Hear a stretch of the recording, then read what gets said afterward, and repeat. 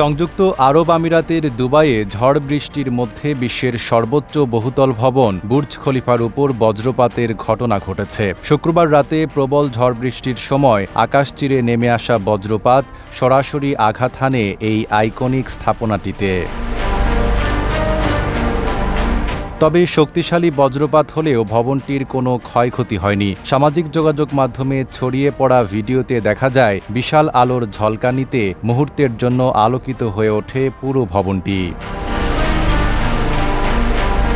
২০১০ সালে নির্মিত ১৬৩ তলা বিশিষ্ট এই ভবনের উচ্চতা প্রায় ২৭৭৭ ফুট। আশপাশে সমান উচ্চতার ভবন না থাকায় ঝড়ের সময় স্বাভাবিকভাবেই এটি বজ্রপাতের লক্ষ্যবস্তুতে পরিণত হয়। ভবনের চূড়ায় স্থাপিত লাইটেনিং রড বজ্রপাতের বিদ্যুৎ নিরাপদে মাটিতে নামিয়ে দেয়, ফলে ভবনে বজ্রপাতের আঘাত আসে না।